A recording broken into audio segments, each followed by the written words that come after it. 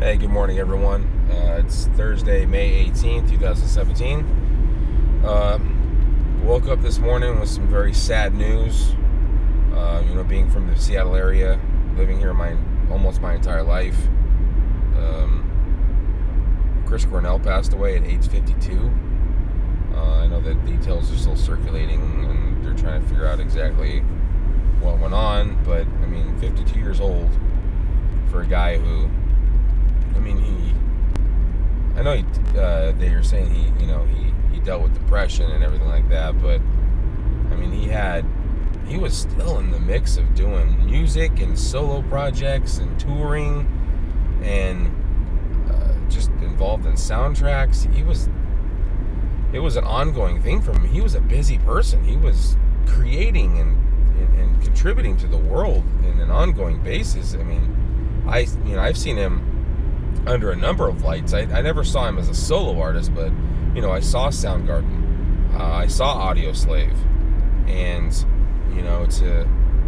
and he was in singles, and the part of Seattle, the Seattle grunge era was honestly, it was one of the moments of my life that it was huge for me. Obviously the biggest thing for me growing up was Nirvana, and it's so weird how Nirvana just became a part of my life. I was like 10 or 11, and my mom had this boyfriend that they went out for, my mom didn't really date anyone after she and my dad divorced, and this is one of the guys that I remember because he was there the most. He was, he was one that was, I thought may have been, that he would stick around for a while. And he did for a little while, but longer than anyone else, but it just never lasted. And I remember when they broke up, he came up to me and he handed me a cassette tape of Nevermind, Nirvana, and he handed it to me. There was this tape's gonna change your life, man. And he left.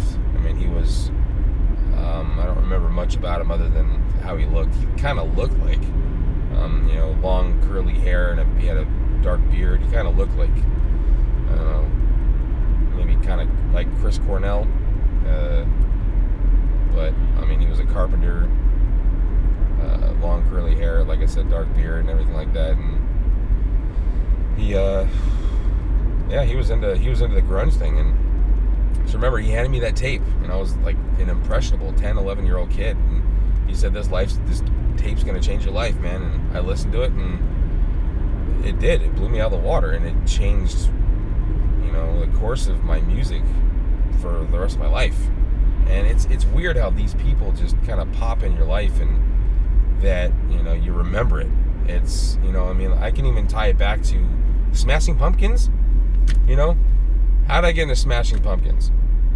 I still pay attention to them. I still listen to their music. I still really love a lot of the stuff that Billy Corgan does. But I got into Smashing Pumpkins because back when CD players became popular, this is in the early 90s, I got my first CD player, and my very first CD was Siamese Dream, by Smashing Pumpkins, and I got it for Christmas from my grandmother. Of all people, my grandmother. And my grandmother's not in on the music scene. She wasn't knowing what's going on in the music world. She was at JBLM back when it was just McCord Air Force Base, and she was in the music section. She just walked up to a kid and says, "Excuse me, young man, what are the young kids listening to these days?" And he said, "Get Smashing Pumpkins for your kid." And he got Smashing Pumpkins for me, and she got Smashing Pumpkins Siamese Dream for me, and that album changed my life too. It had such a huge impact on my life. That album, I just listen to it start to finish often, and then whenever I do, I always think about her.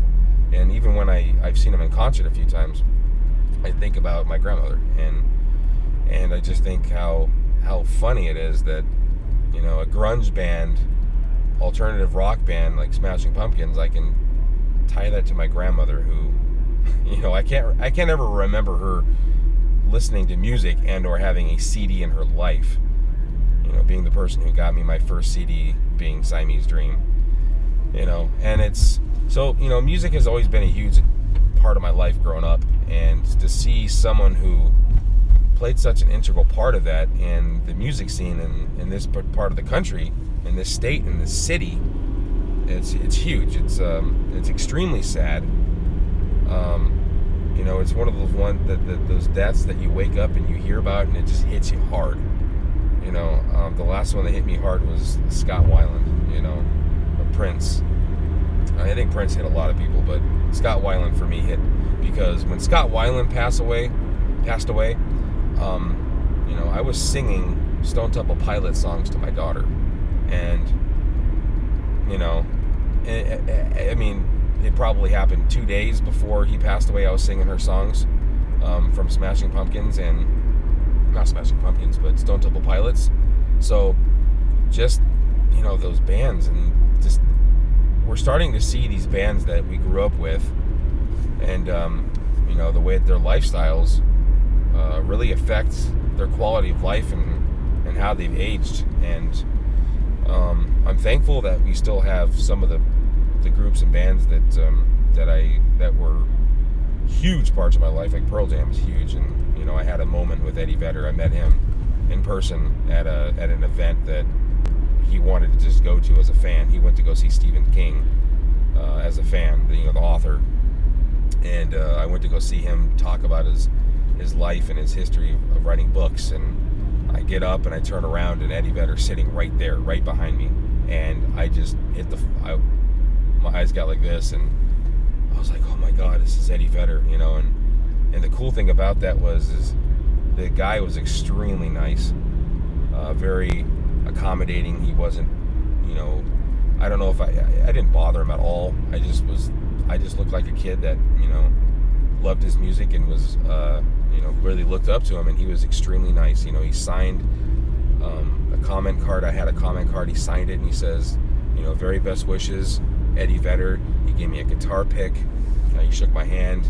He didn't want a photo. This is back when, cell phones were just starting to get cameras on them, and it would have been a good quality anyway, but I did get a picture of him when he was sitting down. I forget who he was sitting next to, but, it's, Pearl Jam was huge, and, a lot of this music from this era was huge in my life, and to see a part of that end, and to not really know at this time exactly the details of his passing at 52 years old after a show in Detroit, it's extremely sad. And I really enjoy Chris Cornell's music,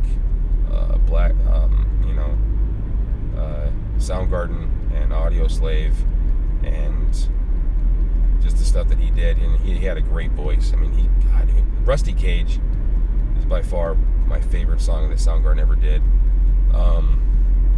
So it's a sad day for people in Seattle and anyone in the music industry, just because of the impact that they had on Seattle music and the development of grunge and alternative rock music in this state and all over the world. And he had a huge impact on music, and it's really going to be felt, for a while. It's a huge one, especially for the fact that he's like Scott Weiland was. He had his issues, his drug issues that led to bands breaking up and letting him go and things like that. But Chris Cornell, that never was an issue, at least to my knowledge. And so, Scott Weiland was like, oh man, well, that's too bad. It's the guy, obviously had problems and issues with his drug abuse and everything like that. But Chris Cornell was just, you didn't really hear about him in the news, anything negative. And to see him pass away at 52 years old, it's just, such a talented guy and a great voice, and all these great bands that he was part of. It's extremely sad, and it's gonna be tough. And I hope that it comes out that it was just, he just had a heart attack or something, or he had an underlying, medical condition that just came up and caused his death, but I really hope that it wasn't suicide and it wasn't drug abuse or anything like that. Just for the sake of his legacy, and I'm a big person on legacies, and I just really don't want it to be a negative thing for him, because just the impact that he had on everyone's life and on music and in the state, Washington, and the city of Seattle. I just hope that his passing was something that really couldn't have been helped. But other than that, still moving on with the 300 push-ups for 30 days. I did that yesterday morning. I didn't work out yesterday. I took it easy because I've been running a lot this week and I don't want to overdo it. So I will definitely work out today, most likely work out tomorrow, and just keep pushing forward with things. I know it was a long rambling about Chris Cornell, but it had to be said, and it's on my mind, and it's big news.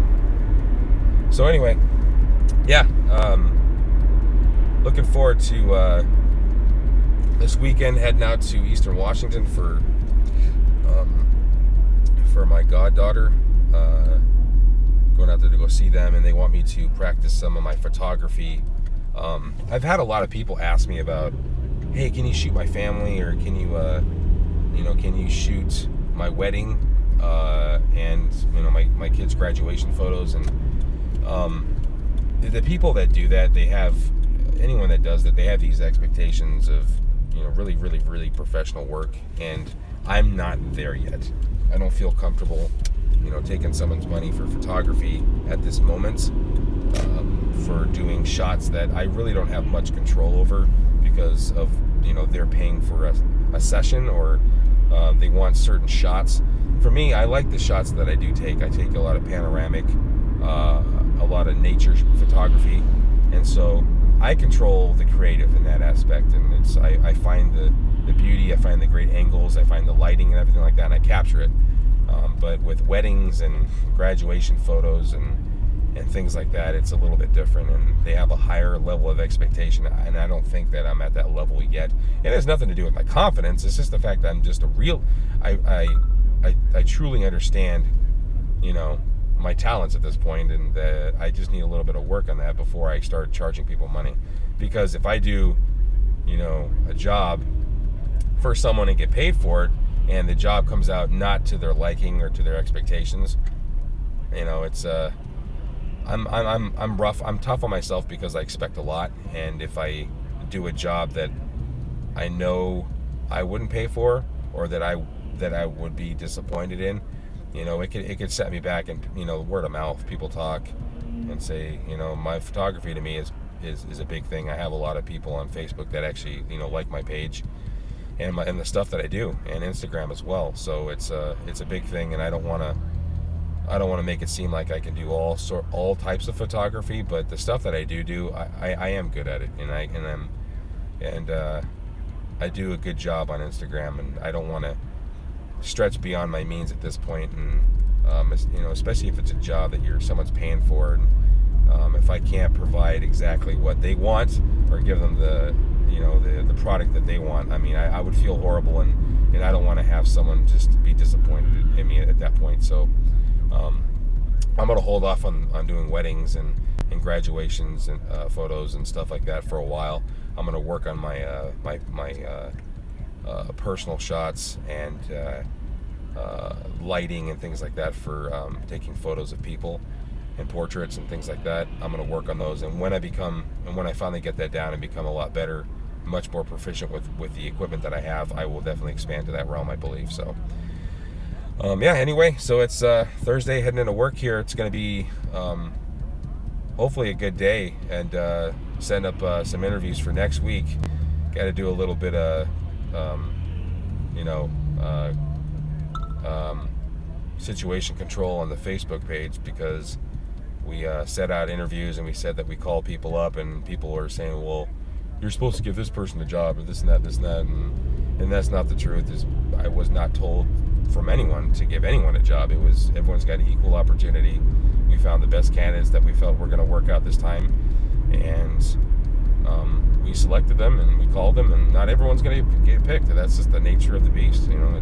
We have a budget, we have a certain amount of people we can employ in our program, and we can't hire everyone.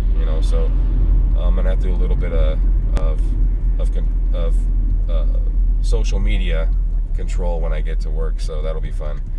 Anyway, you guys have a great day. I will talk to you later. I'll give you updates tomorrow. I need to get a workout in today, so I slept in this morning. It doesn't happen very often, but I do it. So no one's perfect. You guys have a great day. I'll talk to you later. Thanks.